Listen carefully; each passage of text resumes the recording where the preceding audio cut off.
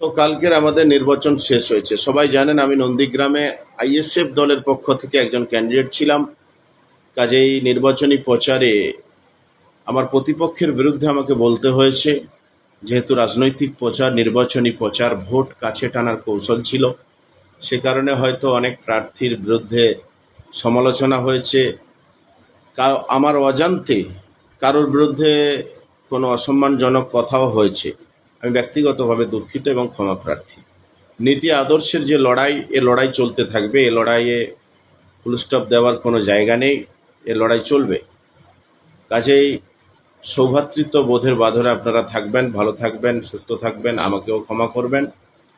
আগামী দিন আবার নির্বাচনের ময়দানে দেখা হবে এবং আমার কর্মী, সহকর্মী, নেতৃত্ব যারা আছেন নন্দীগ্রামের যে সমস্ত জায়গায় আমার ছবি সহ যে ফেস্টুনগুলো লাগানো আছে, ইসলামে সরাসরি ছবি বৈধতা নেই। কার্যক্ষেত্রে যতটা প্রয়োজন ততটা বৈধতা আছে। কাজে নির্বাচনী প্রচার চালানোর জন্যে আমরা এই ছবিগুলো ব্যবহার করেছি।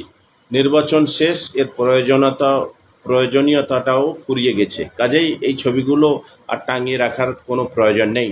আমি সমস্ত কর্মীদের বলবো যে আপনারা ছবিগুলো নামিয়ে নেবেন। কাজেই ভালো থাকবেন, সুস্থ থাকবেন, ভ্রাতৃত্ববোধের বাঁধনে ঐক্যবদ্ধ হয়ে থাকার চেষ্টা করবেন। ভালোবাসা, ভ্রাতৃত্ব, এগুলো আমাদের সারা জীবনের কাজ এবং এগুলো আমাদের করতে হবে। আল্লাহর কাজ করুন, ভদ্রতায় থাকুন, ভালোবাসায় থাকুন, মানুষকে ভালোবাসতে শিখুন এবং মানুষের প্রতি শ্রদ্ধাশীল হন। প্রত্যেকের কাছে আবেদন করব, এটা ইসলামের শিক্ষা, নবী মুহাম্মদুর রাসূলের শিক্ষা, আল্লাহর শিক্ষা, কোরআনের শিক্ষা। থ্যাংক ইউ, ধন্যবাদ।